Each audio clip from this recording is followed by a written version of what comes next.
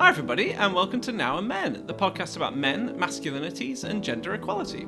I'm Stephen Burrell, and as always, I'm here with Sandy Rexton. Hi Sandy. Hi Stephen. For today's episode, we have with us Jackson Katz. Jackson is very well known internationally in the field of gender equality and work to prevent violence against women, especially work with men and boys. And in 1993, he co-founded Mentors in Violence Prevention in the United States, which is a widely influential gender-based violence prevention program working in settings such as sports and the military. And Jackson also has a PhD in cultural studies and education. Jackson has also created a series of educational documentaries, including Tough Guise, The Bystander Moment, and The Man Card. And he's also written two great books, one called The Macho Paradox, Why Some Men Hurt Women and How All Men Can Help, and also Man Enough, Donald Trump, Hillary Clinton, and the Politics of Presidential Masculinity. Jackson's done a huge range of impressive work, and so we wanted to focus in particular today on the topic of his more recent book, as this is an area which we haven't really explored that much on the podcast yet in terms of things like politics in the United States, where there's clearly a lot of issues and debates going on currently. So hi Jackson, and thank you so much for speaking to us today. Well, hello, and it's great to be with you, Stephen and Sandy. I think you have a great podcast, and I'm happy to be and proud to be part of it. Thank you. Well, thank you so much. To start off with, I suppose we wanted to ask you about something which is often talked about, in the media, public discourse, which is this idea that men are kind of facing a kind of crisis of masculinity, in countries like the United States or here in the UK or in Europe or other parts of the world. What do you make of this kind of common assertion? Like, do you think it is that simple, or actually are we talking about particular groups of men, being affected quite differently by, shifting economic and social patterns and dynamics? Well, this is like the big question, isn't it? We'll start right. We'll jump in right away, won't we? Yeah, sorry about that. We will. I think that as you know, and as those of us who do this kind of more generalized work in masculinities, I think you can say that masculinity or masculinities are always in crisis. It's complicated by, social stratification, by race and ethnicity, by global north and global south. And yes, we can make general statements about masculinity as a singular construct, but it's not really such a thing. There's all these different levels that you have to account for.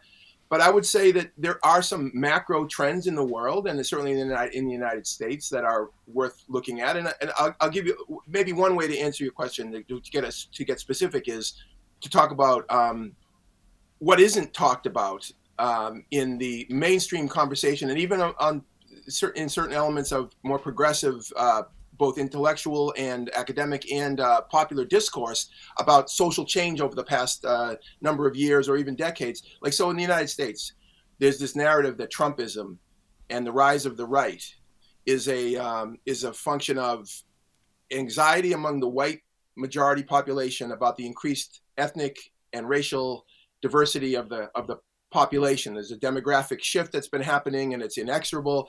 And you have a number of white people who are obviously unsettled by this, and who are angry. Many of them have racial resentment, and the right has mobilized around this. And the result was, among other things, Trump was elected president.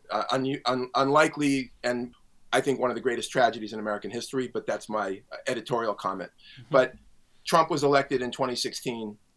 Now, the January 6th insurrection at the United States Capitol, so many people talk with the way they talk about that, both in real time and in even retrospect, is that it was kind of a white riot, like that white people were so angry and that they're going to take back their country, if you will.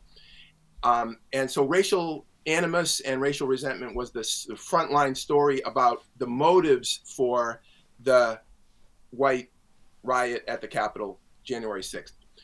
Among the people who were arrested for criminal behavior on January 6th, 93% were white, but 86% were men. Mm-hmm.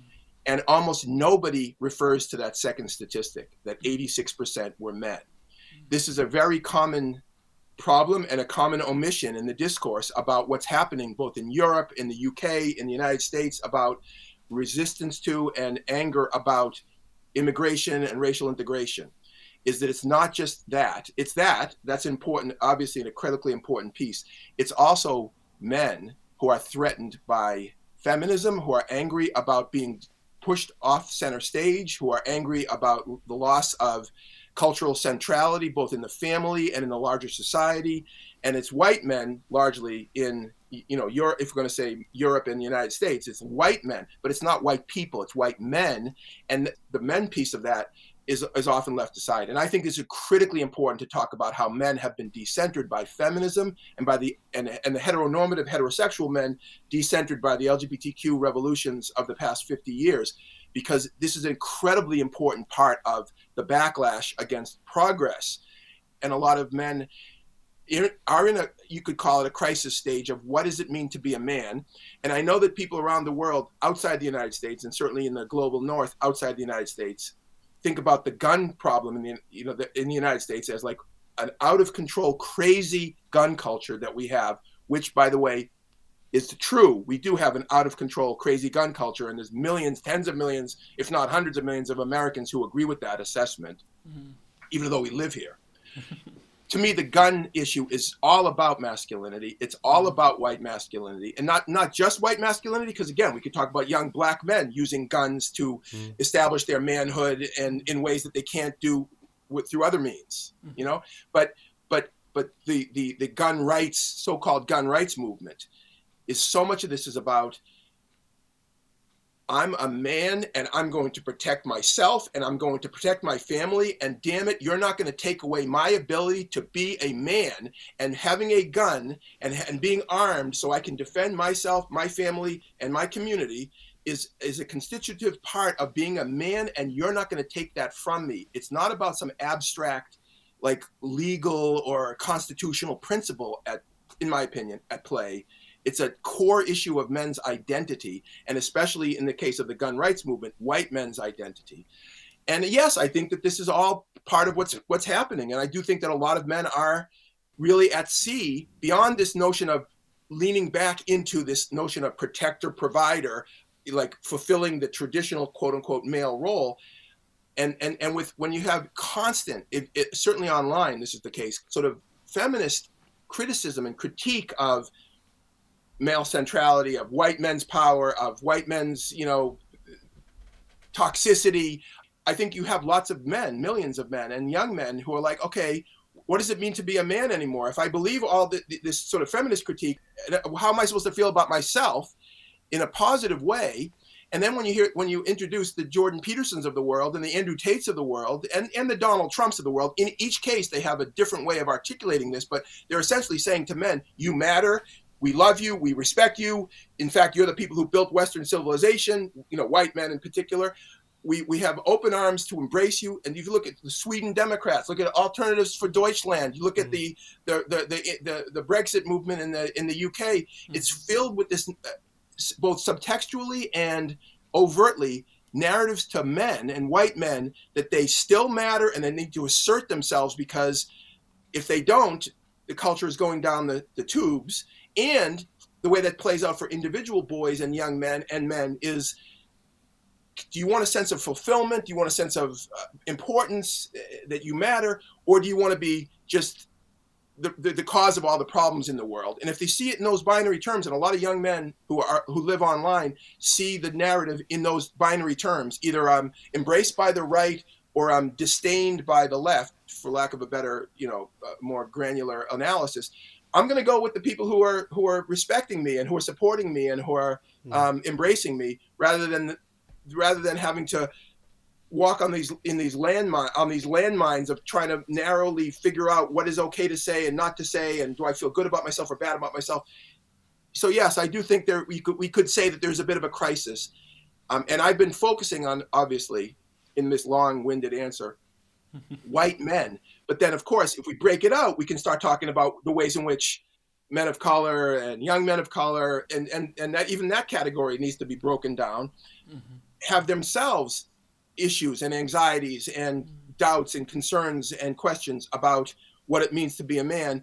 And because I deal with violence so much in my work, in my writing, in my thinking, in my speaking, in my, everything, violence is an incredibly important way in which men understand their manhood, whatever stance they take in relation to violence. It's such an incredibly important piece of the discussion about manhood is violence, and both violence done to men, violence done by men, structural violence as well as individual violence. I mean, do you want to say a bit more about how that kind of applies, perhaps quite specifically in the US context at the moment, with the situation obviously with Donald Trump still having, despite the various kind of legal issues he's facing, still having a very large base of support, especially, perhaps among white working class men, as you said. And also, given what you were saying, I mean, how should we then respond to that? I mean, how would you, if you were, to talk to some of these, young men, for example, what would you say to them about like the relevance of feminism to their lives, given the viewpoints which a lot of them seem to be influenced by from people like Donald Trump, I suppose? Well, sure. I had a brief anecdote from my recent experience. Might be an angle into that question. I was on a panel with a group of Democratic Party strategists, racially diverse group and gender diverse group. But they were all people who are in the struggle, if you will, in the work of, representing or advising Democratic candidates for running for office in various ways. And the discussion was about, masculinities and politics. And I was saying, and there was a couple other people who were agreeing with me, but I was saying the Democratic Party has not done a good job, and I would say that that's a kind way of putting it, over the past several decades at responding to white men. And as a result, if you look at presidential elections in the United States, the Republicans have been just running the table with white male voters. And if you look at breakdown by class or education level as a proxy for class, it's just overwhelming. I mean, for example, Trump beat Hillary Clinton like 71-23 among high school educated white men, 48 points. And white men make up almost a third of the American electorate. And so the only way that Democrats can get elected in the United States to national office, like, for example, the presidency, if you're going to lose a huge percentage of the white male vote, and they, by the way, in the 2016, he also Trump beat Hillary Clinton by 14 percentage points among college-educated white men, but again, 48% among high school-educated white men. The only way that you can win the presidency is if you have huge turnouts among women and people of color and the LGBTQ community and such. And that can happen. And by the way, Hillary Clinton did win the popular vote. So, she did get 3 million more votes than Donald Trump, even though she lost in our crazy electoral system. But the point is, lots of white men are responding to something that the Republican Party is saying and offering and narrating. And the Democrats haven't done a good job of this. And I was saying this in this, panel discussion, it was virtual. And the pushback that I was getting from some of the Democratic Party strategists was, so what are you saying we should do? Just copy what the Republicans are doing and just, hyper masculine sort of ads? And I'm like, no, that's not what I'm saying. It's not one or the other. It's that we have to pay attention to what the Republicans have been doing and saying and why that's resonating with white male voters. And if we're just going to ignore it and pretend that it's not happening and then not think of ways that we can creatively address how white men are experiencing the political world and the political moment and everything else, we're just writing them off. Because a lot of people in the Democratic Party and a lot of more progressive types in the United States beyond the Democratic Party are so cynical about white men, right? Their attitude is white men are a lost cause, right? They're like, we don't really, and again, I'm only overstating slightly for effect. So I know there's a little more nuance to that, but it's like, why are we going to spend our time trying to get white men to they're the ones who have the most to gain by maintaining the current system. Why would they sign on to a sort of transformative progressive agenda when they're the ones who have been in charge, et cetera? And again, some of that lacks such nuance around class, for example, and about how many white men are just, homeless and completely, disenfranchised in many different ways from quote unquote power. And you guys know this. I mean, obviously this is what gets complicated because when you look at the pyramid, white men are at the top of the pyramid, overwhelmingly corporate power, political power, cultural authority and influence. But then there's a ton of men at the bottom of the pyramid, including tons of white men who don't at all see themselves as privileged or powerful and in many ways they're not privileged or powerful. and they hear this narrative about white male privilege and white male centrality and see them just their experiences being kind of just erased, right? And the subtleties of the kind of grad school seminars that we might engage in are lost on them and many others in the public conversation. And so when you're talking to these Democratic Party strategists, who the only thing they can think of when you mention that we need to talk about what's going on with white men and how the Republicans have successfully appealed to them is, we're not going to mimic what, the hyper-masculine, shooting guns in political ads, which is a very common thing in the States, you understand, on the right. They literally are shooting things in ads to prove that how, number one, how tough they are, how manly they are, and how much they respect the Second Amendment. It's absurd to the level of, like, it's beyond satire, but it's true. It's really happening. I mean, and candidates, women and men, almost all white, often have there's another thing that's been much more happening in the last few years, where they'll send out Christmas cards, political figures, with their whole family carrying AR-15s in front of a Christmas tree. Yes. As if like we're all celebrating Christmas in a real Christian way with our semi-automatic weapons of mass destruction. That's very Christ-like, don't you think? But it's literally become normalized. That's like, it's not even anymore. It's not even, there's no shock anymore to that. It's more just like part of the landscape.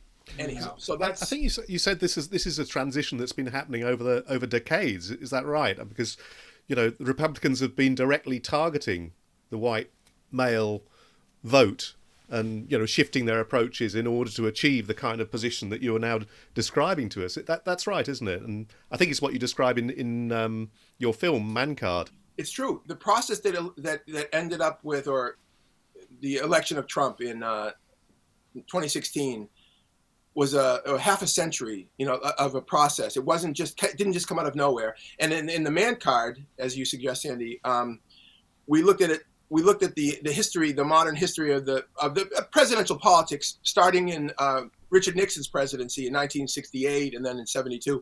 And Richard Nixon figured out, and there was other people, intellectuals and journalists who were thinking about and writing about this. It wasn't just like a brilliant insight by Richard Nixon himself, but what he figured out was one of the ways to break down the New Deal coalition, the Franklin Roosevelt coalition, that had the Democratic Party coalition that had produced so much progressive legislation and social change, although there was racist elements to the New Deal coalition that have to be critiqued.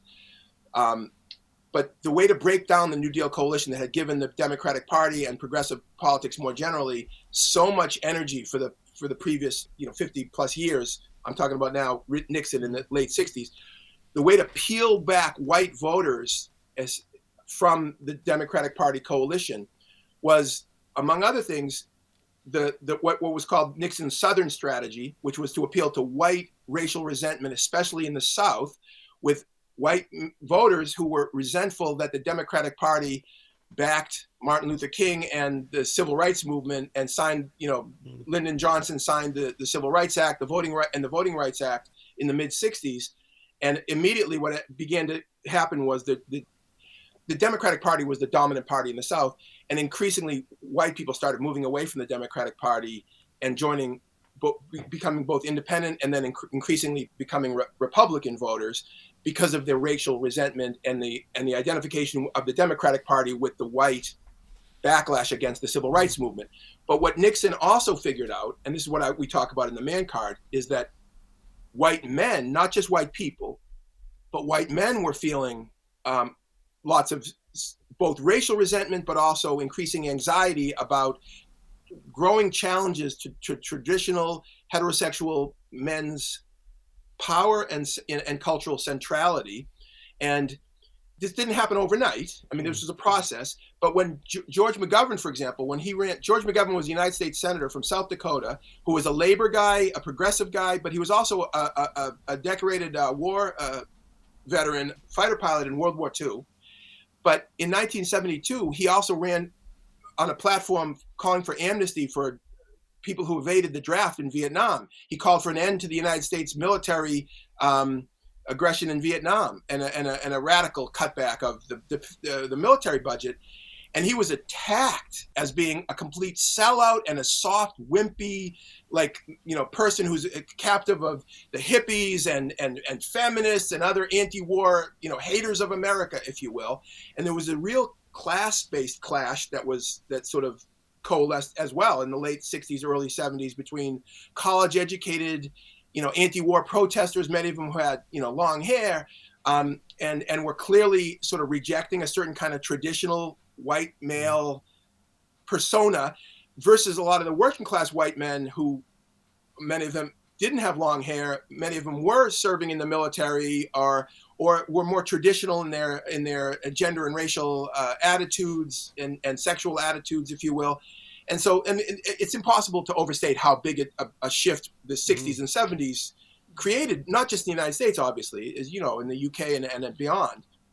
I think my contribution to that and others' contribution to that sort of analysis, that historical analysis, is that there's a really important gender piece to this. It's not just a critique of traditional beliefs or the feminist critique of how things were being upended by feminist challenges to male power, if you will, or male supremacy, or what have you, or patriarchy, or whatever you're going to call it, is such an important piece of this. Anyhow, Nixon figured this out, that the way that if you could speak to white working class men's, both their racial grievance and the sense that they matter, they still matter, then you're going to pull away elements of the New Deal coalition from the Democrats and pull them over to the Republicans. And so one of the ways that Nixon did that, he couldn't give them better wages, because that would interrupt the profits of the ownership class that controls the Republican Party, and you're not going to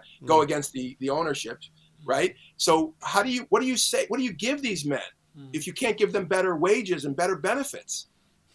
Well, you can give them cultural recognition. You can say they're the silent majority that built this country. They're the working men who put on a hard hat and went to work for their families and worked hard, and they played by the rules, and they can't stand it when these people, these long-haired hippies and these others who are disrespectful, and they don't appreciate all the great things about this country. And we Republicans, we are on your side. We care about you. We think that you're the people that built this country. And if you notice, fast forwarding to the 2016 election and then beyond, Donald Trump, in almost every public speech that he makes, and his speeches are essentially, he's an insult comic, right? I mean, he's literally a performer, and he's at his best when he's in front of an audience, not in a traditional political speech kind of way. He's an insult comic, and one of the things that he does in his stand-up routine is he name checks working class white male professions, and not just white male, but I mean he's thinking about the white man and sort of but when he says, we love our firefighters, we love our police, we love our steel workers, we love our coal miners, and they huge cheers. And in other words, it doesn't matter that he's cutting taxes on the wealthy and eviscerating programs that help people transition from, for example, the manufacturing economy to the information age economy or anything like this. It doesn't matter. Policy is way too abstract for that discourse, right? He's saying, we love you, we're on your side, you matter. And one other thing, I'll just say this and I'll stop, because I could, as you know, I could just rip for the rest of the time. The Proud Boys, you've heard of the Proud Boys, okay? So the Proud Boys are an extremist organization that, by understanding what they're tapping into, gives us great insight, not just to the extremes, but to the center, because the extremes often articulate things in a cruder, more overt way than are going to be articulated in the center of power. So I think it's really interesting to look at right-wing extremist organizations for that reason. Why do you have the name the Proud Boys? Because pride is often, and is certainly in this case, an assertion that comes out of a feeling of shame, because the need to assert pride is often a response to having been shamed, which is why you have gay pride marches and LGBT pride, because it's like, we're not going to be ashamed of ourselves. We're going to walk down center of the street and be proud. pride is an assertion, in this case, as a response to shame. So think about all the men and the white men who have been shamed and who feel a sense of being energized by, we're proud to be men. Donald Trump, he might be a little crude, but you know what? He's not going to back down. He's going to say, we're real men here. We're going to take this country back. We're going to be powerful. We're not going to be fading into the sands of history.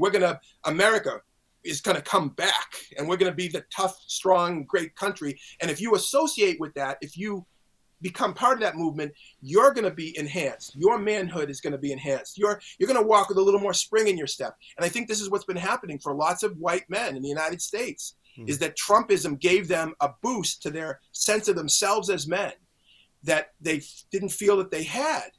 And if we don't speak to that, and getting back to my critique of the Democratic Party people, and we're just going to ignore that and just say, well, let's just talk about bread and butter economic issues, and we're not going to play that cultural game, that identity politics game. You're losing. That you're kidding yourself. That's the game that the Republican Party has been successfully playing, is white male identity politics, and they figured out how to speak to those men. And the last thing, because I really think it's important that I should just at least put this on the table, the rise of the white evangelical Christian movement in the United States, starting in the 50s and 60s. I mean, it didn't just start in the 50s and 60s, but the increasing politicization of it, first because of race, because of in the white South, the need for a lot of white parents felt the need to create Christian schools to prevent their kids from going to school in the public schools, which were becoming increasingly desegregated by federal orders and everything else. So the rise of Christian evangelical schools in the South. So race was clearly part of the reason for the growth of the politicization of the evangelical community, in the white evangelical community, in the 1960s and 70s. But then with feminism, with the abortion rights ruling by the Supreme Court in 1973 that legalized abortion in the United States, increasingly energy towards equal rights amendment and sort of feminist activism on the street and legislature and the Supreme Court, the evangelical movement increasingly became the home of backlash against feminism and the gay rights, what we used to call the gay rights movement, right? The LGBTQ movement. And evangelical Christianity became increasingly politicized and very much at home in the Republican Party, for whom the issues of gender and sexual identity are front and center. They're not like peripheral issues. They're not even thinking about the economics. Okay, they're the main driving force behind the political identity of the white Christian evangelical movement is the defense of white male patriarchal centrality and authority in the family and in the society.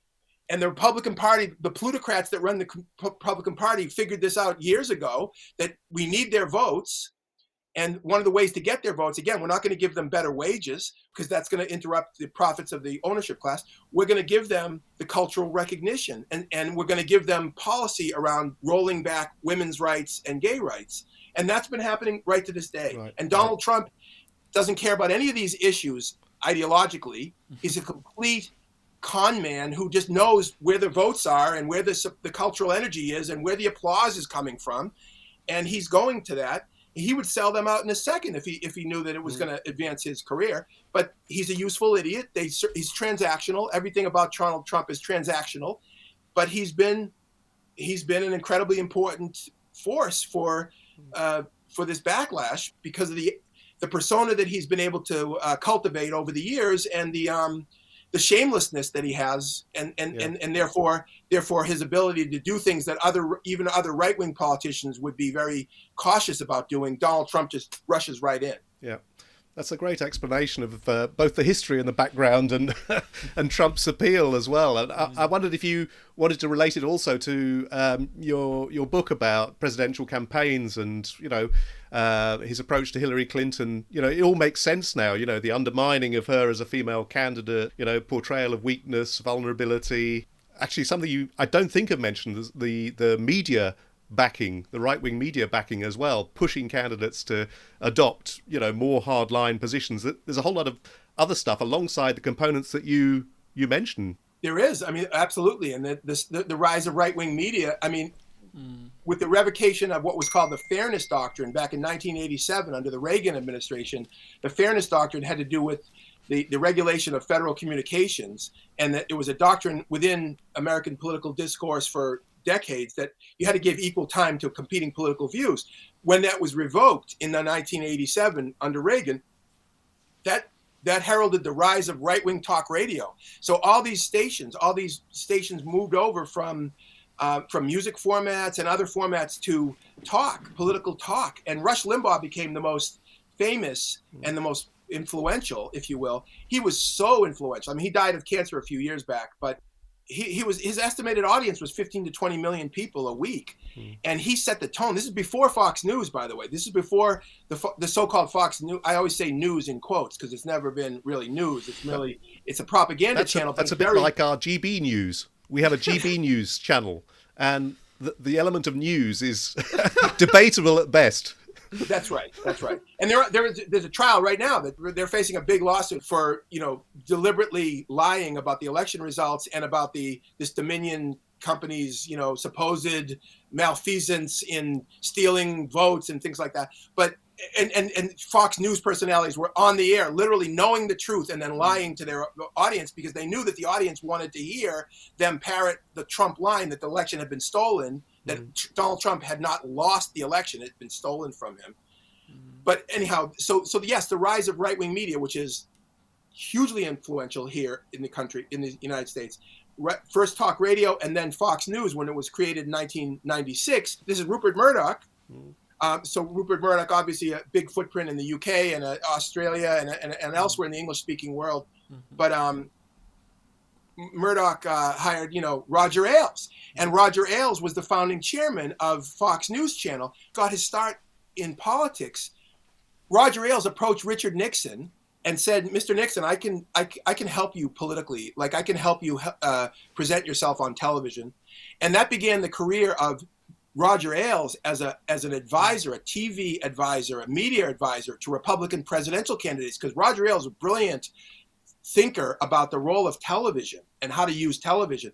And so again, none of this is a coincidence that Donald Trump was somebody who knew how to manipulate media and how reality TV and before that the tabloids. He knew how to get attention. He knew how to create narratives that were interesting, memes. None of this is a coincidence. It's not a coincidence that Ronald Reagan was elected president. Ronald Reagan was not only a movie star in the 40s and the early 50s, but then he was a TV star with General Electric television. He was a very, very polished TV persona and presence. This is all incredibly important in American political discourse. As you know, we have campaigns that last like 2 years. It's not this short time, and it's not about building support within the parliamentary sort of party. It's about going out to the masses through media, in a country of 330 million people. So yeah, media is incredibly influential. One thing that you see in right-wing media is incredible reinforcement of traditional gender ideology. So men, for example, who are progressive, feminist, or pro-feminist are mocked and ridiculed mercilessly in that space. Rush Limbaugh would just have contemptuous commentary about soft, wimpy men on the Democratic side. They use the word wussification of America. They say that America has been wussified, and that's a phrase you hear over and over again on Fox. So at the same time as you have former military on there, you have frequently, but not just former military, you have right-wing, sort of hyper-aggressive former military men, I'm talking about, as commentators. But then you have highly sexualized, hegemonically attractive women. And Roger Ailes, as you probably know, was a serial sexual harasser and abuser of women. He was creating a vision through Fox News of the world that he wanted to live in, which is white men make all the decisions, women look pretty and do what they're told, and real men sit back and smoke their cigars. And one of the reasons why, for example, on Fox News they have glass tables and the women wear skirts, so you can see their legs. I mean, this is not, none of it's coincidental. This is the business model. And you have millions of people. That's their currency. That's how they learn politics. That's how they narrate the day's events. And it's kind of horribly ironic as well, isn't it, what you were saying about this idea of like the wussification of America, given how widespread, how violent the situation is, in terms of things like gun violence, but also in terms of political violence, right? Like it seems like we're seeing more and more political violence there. And I suppose women, in politics, are being disproportionately targeted with that, aren't they? And not just physical violence, but also things like misogyny and abuse online. I mean, I know you've written about in other countries as well, like Jacinda Ardern in New Zealand, and the kind of misogyny which she was increasingly being subjected to, and obviously she's now kind of has stepped down from being the Prime Minister there. So yeah, could you say a little bit more about that? The impact that this has on women in politics, and I suppose, do you think there's anything that we as men should be doing, about that? Should we be speaking out more actively, whether that is men in politics specifically or more broadly in society? What could we do about that? Sure. No, it's absolutely true. And Stephen, your question gives me the opportunity to say I just started this new organization, Men for Democracy. Right. And the whole idea of Men for Democracy is to give a voice to men who are not happy at all with the ways in which traditional or really cartoonish ideas about manhood have taken over so much of the political discourse. And I think we need men who are not just as individuals, but organized to fight back and say, not in my name. In other words, the way that you're saying that men need to take back our country, white men need to take back our country, you don't speak for me. And I'm a man and I'm a white man and I don't agree with that. And I'm going to say out loud that I don't agree with that. In fact, I think you're taking our country in the exact wrong direction of what we need to be doing. And one of the things that's been happening increasingly in the States, but not, as you suggest, not just in the States, including in New Zealand, but well beyond, including the UK, is attacks, and not just on women in politics. It's feminist women. It's women who are nonconformist to the gender norms of male patriarchal control. So in other words, women who arise like the Margaret Thatchers of the world and the right-wing women of the world are not the ones who are really threatening to these right-wing movements. It's feminist women. It's women who are explicitly saying we need to create social policy and promote social policy that increases gender equity and gender equality and challenges men's power in all these different realms. Those are the women who are the most vulnerable. And so if you think about the analogy between the January 6th insurrection at the United States Capitol and some of the insights of the domestic and sexual violence movements over the past half century. What the rioters did that day is they couldn't win a democratic election in peaceful terms, in small d democratic terms. So they decided to use violence to get what they couldn't get through democratic or peaceful means, right? Well, what is a man who's in a heterosexual relationship who's physically abusive to his wife or his girlfriend? What is he doing? He's using force or the threat of force to gain or maintain her compliance if he can't get it in other ways. He's using force to get his way. This is what the political right is doing. If they can't win through democratic means, in other words, peaceful democratic process, they're going to take it by force. And this is, to me, subtextually, the debate about authoritarianism versus democracy is all about a sort of hyper-masculine reaching for power through violence over a more, if you want to look at it in binary terms, a more feminine, that's a more masculine way, a more feminine democratic process, a multilateral, like, for example, multilateral organizations like the UN. The right has historically hated them, in part because multilateralism is a form of distributing power more broadly, whereas authoritarian is sort of unilateral. We're just going to do what we need to do. We're not going to be constrained by this messy process where other people have a say. So democracy versus authoritarianism can easily be mapped along an axis of gender binary. Masculine is authoritarian in this scheme, and feminine is democratic. So all of this is happening in American politics as we speak. But I think that lifting this to the surface and talking about it is a really important first stage. And the attacks on women political candidates, the misogynist attacks, whether it's online, verbal, whether it's death threats, rape threats, it's completely, totally unacceptable, or the actual physical violence and the threats of physical violence, like, for example, men in the United States showing up at rallies at the state houses of various states around the country, strapped on AR-15, semi-automatic weapons with high-capacity magazines, claiming that that's their right and that that's their assertion of a constitutional right, when what they're doing with that use of violent, sort of the show of violence, is suppressing other people's rights to free speech, because a lot of people are afraid that if they come out to a political rally where the other side has guns and angry men with guns, they're much less likely to publicly assert their First Amendment or their free speech rights, because they're obviously going to be intimidated. And that's how fascism works. In this case, through blunt physical force, intimidating people's political organizing and political speech. And in particular, the misogyny directed and the violent threats directed towards women in politics, we need to call that out. And we need men, not just women, calling it out, and not just mealy-mouthed politicians saying we need to all, respect the rule of law. And yes, we do, but we also need men saying, not in my name. You're not going to use violence to try to threaten and intimidate women because you're threatened by women's equality. I don't accept that. And as a man, I'm going to say that. And we need more men who are willing to say that. And that's the political moment that we're in. Mm.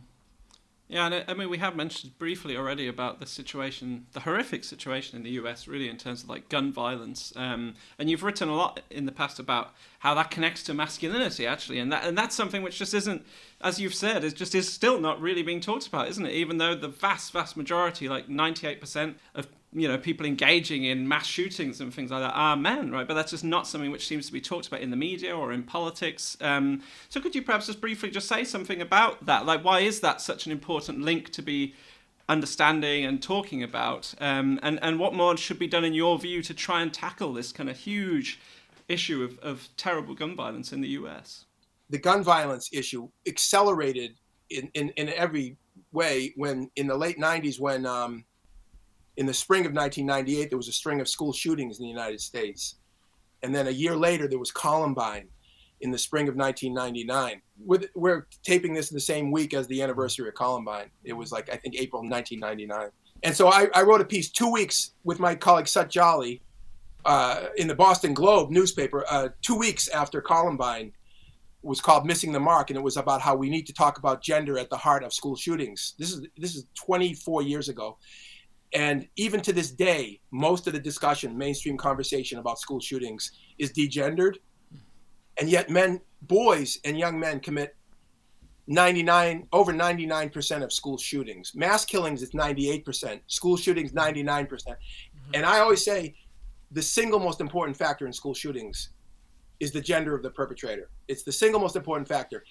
There's other factors that are important. And in fact, if you look at, if there was, God forbid, a school shooting tomorrow, which there could be because they happen so often, but if there was a school shooting tomorrow, I know it's utterly predictable what the discourse in the mainstream in the United States will be about the causes of the shooting. And it's basically, on one hand, mental illness, people saying that there's all these mentally ill people, young people, and we need better mental health services, early intervention, all of which, by the way, I agree with. And anybody that I know agrees that we need better mental health system. We need a radical reshifting of priorities, budgetary priorities. Anyways, that's one side of the discussion, mental illness. Mm-hmm. And the other side is guns, the availability of guns. And we have a country with 400 million guns, and we have all these semi-automatic weapons with high-capacity magazines that cause enormous destruction. And unless you get a handle on the gun availability, you're just kidding yourself, okay?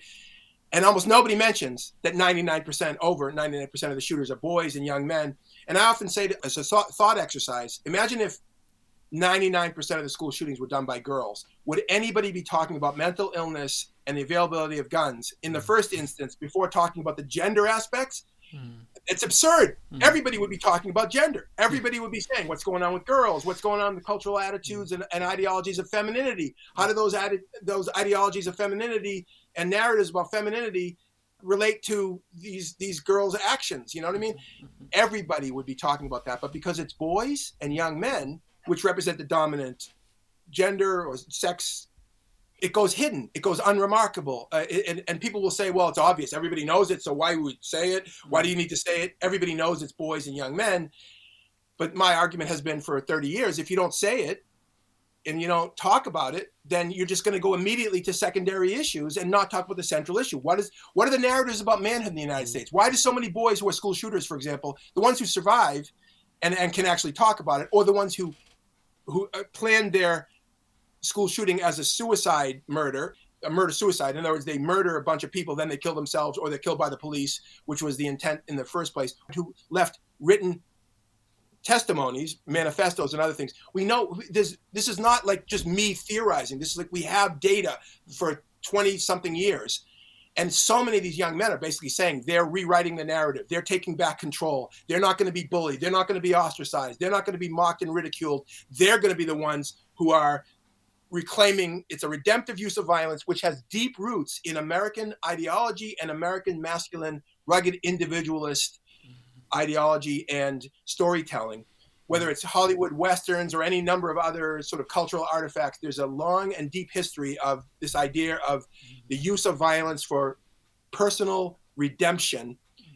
But girls and women don't have that narrative. That's completely counter. If a woman uses violence, it's completely counter to all the narratives in the culture about femininity. Now, it doesn't. I'm not saying it doesn't happen. It can happen. It does happen, but it's very unusual. With boys and men, it's extraordinarily normative. And my argument has been, we just need to talk about. I'm not saying this is going to solve the problem, one fell swoop, but let's just bring it to the surface and talk about it, and let's have national dialogue about this. When we talk about gun violence, let's talk about masculinity, because it's not just the boys who are using violence to kill others.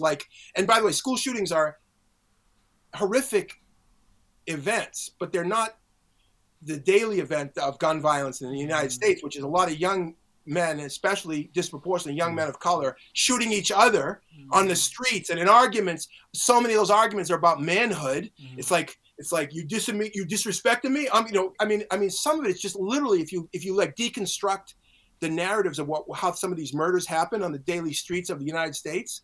It's so much as about manhood. If you think about young men of color in the United States living in urban settings who want to be respected, right? They want to be respected, but they don't have access to the means of gaining respect that, say, men in middle and upper middle class have, like abstract concepts like respect based on workplace authority, financial power, political power, educational status. They don't have those access to those abstract forms of power, but they want to be respected. Well, what is the quickest way that they can gain respect? It's violence. It's using their body or the prosthetic of a weapon or a gun. All of a sudden, you could be somebody who's a nobody. All of a sudden, you're strapping on a Glock in your pocket, and your boys are backing up on you. All of a sudden, you're a man. You're asserting your manhood. And if we're not going to talk about that, about young men, and I work in my 20s. Let me just say, maybe I'm pulling rank a little bit to say that I'm not just an academic who's living in some ivory tower. I'm from a working class family. I came from a working class background myself. Yeah, I mean, I'm educated and all that, and I've done all the other things. And in my 20s, I worked as a counselor in a youth detention center in Boston. So I was working not as a law enforcement person, but as a counselor with young men who are locked up for everything short of felony rape and murder. But in other words, and this isn't rocket science. It's not quantum physics. It's not that complicated. And by the way, this is not just race. This is also white guys. It's like to me the heart of so much of what's happening. So to me, the biggest challenge, I have to say, this is more of a meta comment about this conversation and everything else. The biggest challenge that I've faced in my work for decades now, and maybe this is a little overstated, is how do you get into the mainstream conversation with these ideas? Even though we have the technology today, I don't think we have anything like the audience that we need. And so one of my pleas to the men in the pro-feminist men's world, white men of color, global North, global South, is we got to step up our game. We have to figure out getting into more popular audiences, and that's not an easy thing. I'm not saying it's easy. I've been excluded my whole life, even though I've been somewhat successful relative to some others. I'm still frustrated as hell about this, and I think we have to think about that. How do we get short like video clips into YouTube, into TikTok? I mean, we can't use the old models. The old models of intellectual engagement, put together a workshop, a lecture with a group of people at a university campus, and we're like, we did a good job. Yes, we did, but then we turn on our computer, and Jordan Peterson just had a conversation with Joe Rogan, and there's 15 million views. For Jordan Peterson to sit there in his anti-feminist, anti-multiculturalist, sort of hyper-individualistic worldview is being sold to millions and millions of people. And we just did a good workshop for 40 people at the University of Oxford. Yes. It's hard to know what to say to you, really, Jackson, apart from recognising the scale of the challenge that you've just outlined for us. I mean, it is extraordinary, isn't it? Really. And I appreciate your. I mean, I'm obviously the American in this conversation, and like the way that I'm talking, I appreciate you giving me the space to just go off. Oh, well, I suppose the thing that occurs to me, really, after all that you've said, Jackson, is, it's kind of a little bit overwhelming, really. And I feel like, oh God, how do you in particular maintain your sort of positivity and your hope in a world which is riven in so many different ways with so many different ghastly things going on? It's tough. It's tough to maintain your own sort of, I hesitate to say sanity, but I guess that's what I'm talking about, really, in this world. I appreciate that. I'll give you a couple ways to respond to that, Sandy. One is, you might have heard the famous Gramsci quote, pessimism of the intellect, optimism of the will. Mm-hmm. So I would say, yes, it's easy to, if you're really thoughtful and take it all in of what's happening, like climate change, for example. It's like, we're talking about these issues, and it's like, oh my God, in the coming decades, there could be like massive hundreds of millions of people, climate migrants and fascist political organizations defending borders against massive immigration from the coastlines. I mean, this is like way scary stuff, right? Mm-hmm. So we're, so on one hand, you could say that it's hard to be optimistic if you're really sober in your assessment of the stakes of what's happening, on one hand. But on the other hand, you have to be optimistic, or you've just conceded that it's all going to happen, because there's no preordained path. So we all have agency on some level. We can all affect some way. There's not a linear, certainly history does not work in linear fashion. And so even though there are some pathways you can identify. So I think we have to just take the attitude of, okay, it's a struggle and it's a long-term struggle and it's going to be frustrating, but we're part of a long process. And I think we've made a lot of progress. I mean, obviously this conversation, and certainly my narration of this conversation, there's a lot of disturbing realities that we have to acknowledge, but I think there's also progress. I mean, we've made enormous progress, and one of the things that I point to in my work in the States here is, and I'm hardly unique in pointing to this, but I'll point to it, is the LGBTQ transformations that have been happening in my lifetime. And so when I graduated from high school back in the late 70s, I had never met an openly gay person, like not even met. I'm not saying I didn't meet any people who are LGBT, but not anybody who was open about it. And my son has kind of a completely different life experience. I mean, generationally, just like it's normalized. Openly gay, lesbian, bisexual, transgender people in his family, his life, his social networks, and his school. There's been radical change. And one of the reasons the backlash has been so extreme is because we've made so much progress. And so, the reason why you have a Trump is because you have all this progress. The reason why Ronald Reagan was elected in 1980, in part, I know there's other macro forces, but is because you had an anti-war movement in the 60s, an environmental movement, the women's movement, the civil rights movement, all these movements that are advancing justice and fairness and democracy. There's obviously interests that are threatened by that forward motion. They're going to push back. So I think we can overstate. Like I heard a smart guy a few years ago, in a conversation, say we shouldn't use the word resistance, because when Donald Trump was elected, a lot of people started talking about joining the resistance, right? And has romantic, it harkens back to the resistance against the Nazis, and I resonate with that. I love that on one level, right? But he was saying, don't call it the resistance, because we're the majority. And if you say the resistance, you're buying into the idea that they're the majority and we're like the guerrillas up in the mountains or something. That's not the case. If you look at the polling numbers and you look at the data in the United States, in terms of support for a whole range of social justice issues, there's really strong majority support for most of it, including abortion rights. I mean, really strong majority support for basic feminist positions, basic racial and justice positions.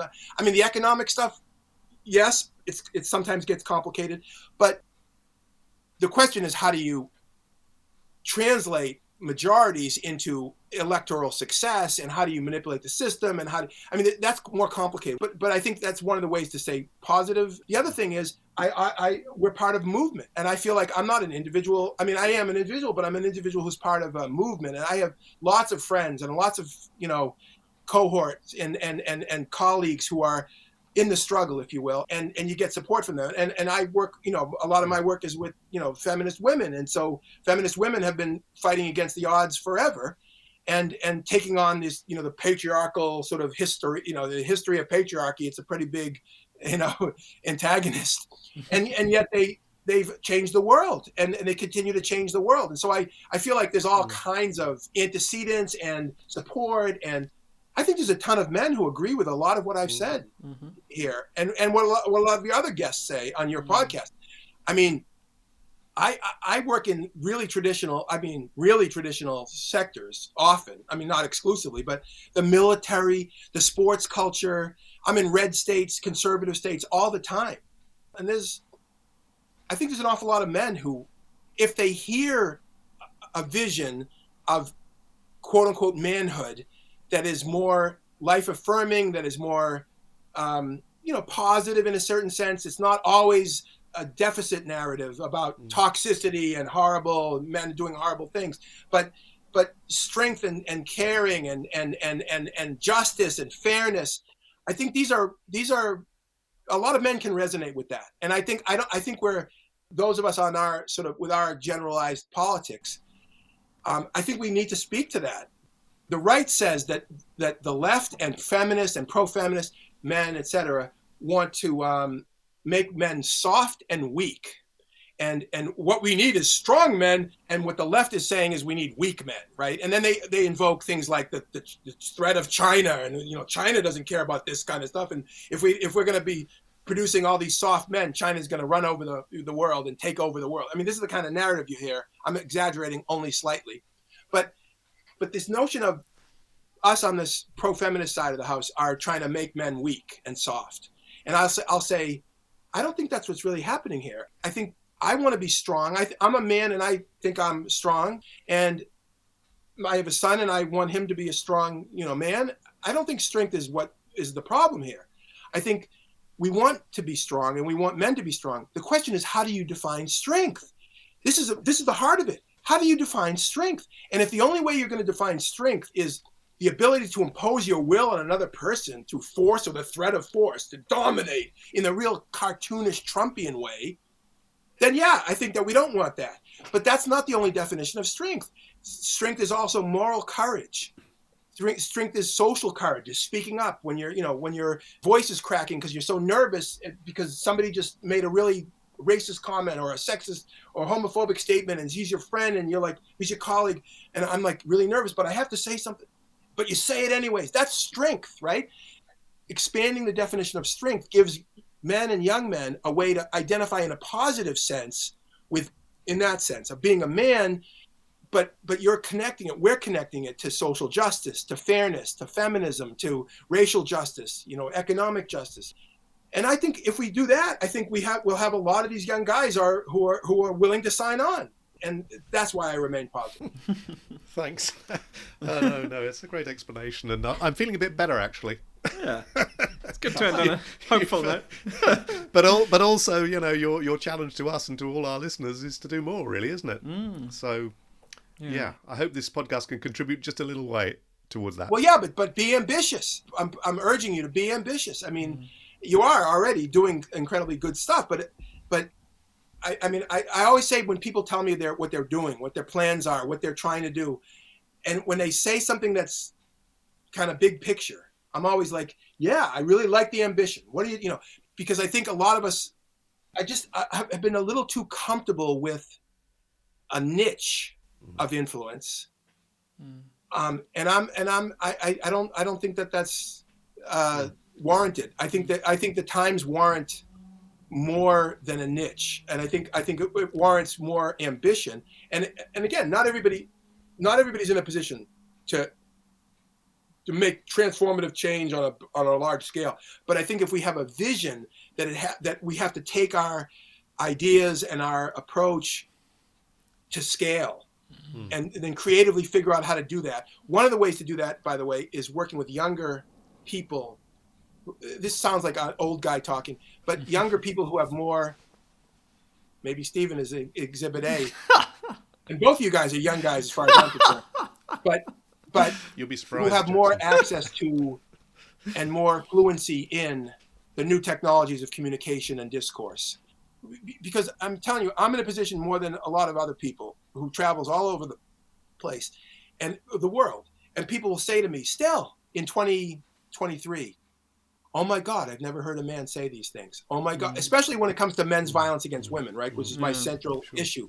And I think to myself, this is sad that in 2023, this person or these people have never heard a man say these things. It's pathetic. I'll say, we've been saying this stuff for 50 years. I mean, there's been men speaking out on this subject since the 70s, but who knows that? And they don't know it unless we figure out how to crack the code. And so my plea is, yes, creative thinking about how to transmit these ideas to scale. And I don't have all the answers. I've been rolling my ball up the hill for years trying to get published in the mainstream, but I think the urgency of the times call for this. I think we have to go the next step. Absolutely. Well, thank you so much, Jackson, for giving up your time and for all the amazing work you're doing and for your passion and motivating us to do more. So thanks indeed, Jackson. Hopefully we'll see you in a sports stadium near us soon. Broadcasting to the millions. Well, believe me, I appreciate it. And again, let me say, even though I feel like there's an urgency of like, you all have, the people that I work with, the women, the men, the others have so much to offer, and we're losing the struggle, not because we don't have good idea. We're not losing the total struggle. I'm just saying especially when it comes to this discourse about men. The success of Andrew Tate, the fact that he's had billions of views, that have millions and millions of young people, young men especially and boys in the UK, in the United States, in Australia, New Zealand, but all over the English-speaking world, think Andrew Tate is speaking for them in a certain sense. And all the teachers and the parents who are upset about this, who are frustrated about this, this should be like a total wake-up call that we're not doing something correctly. And I don't think we should just accept that okay, there's going to be pushback against feminism and everything. No, I don't think so. Because I think some of what Andrew Tate says, and Jordan Peterson as well, again, they're not the same person, but there's overlap in what they're doing. One of the things that they're speaking to is a lot of young men and boys who feel a certain kind of void, who certain kind of helplessness or loneliness or worthlessness. And if all they're hearing to bolster their sense of themselves is from the Andrew Tates and the Jordan Petersons of the world, and we're only speaking to each other and not into that broader conversation, then I think we're giving up. We're giving up too much. And so I think part of what we're doing here, and what I'm urging you to do, as you can hear, is figuring out how to crack that code. So thank you for giving me the platform today. Thank you so much. Thanks for your challenge. Wow, Stephen, I feel somewhat bowled over by the force of Jackson's presentation. How are you doing? Yes, absolutely the same. Yeah, he's quite a force of nature, isn't he? And it's it certainly leaves an impact. I mean, one thing which I was thinking about lots of different things over the course of that conversation, and I still am. But one thing which comes to mind is that I do think there's quite a bit of relevance actually to what he was saying to the UK context. Obviously, like, very different cultures and things do work quite differently here, and perhaps it's more subtle here in terms of the kind of gender dynamics of politics that he was describing. But I was thinking about, like the Conservative Party here in recent years and the success they've had in appealing to white working class voters, especially, men, and things like the Brexit vote to leave the European Union. And I do think masculinity was a big factor there, right? Like this idea that we need to protect our country, close the borders from these foreign invaders, which connects to our previous episode about migration. We need to somehow, resist these effeminate European bureaucrats and leave the European Union. All these kinds of ideas you do see, and also what he was saying about the kind of the use of so-called culture wars, right? And how those are often very gendered. Like in the US, the issue of abortion. Here in the UK, we see it around things like the push against transgender rights, for example. How often these kinds of things, they're not helping improve anybody's lives in any kind of material way, but they do serve as very effective distractions from what might actually be going on in people's everyday lives, such as in terms of a cost of living crisis, for example. And clearly, it's a very effective political tool. What did you make of the? What else came to your mind from what we discussed? Well, no, it's similarly interested in so many different issues, but one of the things that struck me was his analysis of the sort of long history of how the Republican Party have managed to engage, capture white working class male voters. And I was thinking again about the UK context, and I was in college when Margaret Thatcher was elected. Her signature policy was about working class people being able to buy their own council homes, so she also recognised the importance of connecting with working class voters. And again, he talked too about Reagan as an actor and a screen performer. Thatcher was too. She was actually very good in the television age, and she changed her hair, she dropped her voice. So in a way, there was a sort of correspondence and a cross learning going on there between them. So I think that's interesting. But coming up to more the present day, yeah, you're right about the elements of Brexit, and I was thinking a bit more internationally as well about how there were definite correspondences between Trump's approach and his behaviour and that of someone like Bolsonaro in Brazil, and he has these three sons who are all part of his sort of patriarchal clan, and they're very negative, denigrating about women, about gays, etc., etc. So that's a different style of it, but very, very similar. But you could also look at Modi's India, and Hindu nationalism, and the way that he's used his sort of strongman approach to denigrate the Muslim community, to covertly or not so covertly encourage attacks on Muslim communities. So I suppose what I'm saying is that his overall analysis of the importance of gender, of masculinity, Yes. of patriarchal power, and its relative invisibility in debates is absolutely crucial, really, to so many political situations. Yes, no, exactly. And the example you gave of Thatcher, I suppose, shows, doesn't it, that actually sometimes women can also project quite macho styles of leadership about strength and toughness. Because I was also thinking about, in terms of Brexit, there is also a kind of a bit of a kind of colonialist thing there as well, right? That we need to reassert British power on the global stage, and how you see women like Liz Truss have used that kind of language here in the UK. So I suppose also women can, like in the US as well, we see people like Marjorie Taylor Greene in the Republican Party. So yeah, I suppose it's not just men who can appeal to these quite patriarchal ideas and stereotypes in order to try and attract voters, I guess, is it? The other thing that he really made me think about was the whole notion of podcasting and reaching an audience, and he was really encouraging us and others, not just through the podcast world, but through other media as well, to have this conversation with many more men about why this all matters, what it is to be strong, what is being a man today all about. And I feel like I need to take that one away and think about it a bit. But I'd also be quite interested actually in the reaction of some of our listeners to what he was saying around that theme as well. Yeah. Yes, if you have comments on that or questions, feel free to email us at nowmen@gmail.com, because I think it is a challenge, isn't it, as you say, Sandy? Because on the one hand, I totally agree with him that we need to be doing whatever we can to get these ideas out there more, and we have a responsibility there. But on the other hand, as much as anything, I'm just quite a sheepish, shy person, so I'm not quite sure what I think about that, really. And also, there are difficult questions about how can we as men make sure we're not taking up too much space in these debates as well. So it's definitely a dilemma. Well, and also different cultural presentations as well.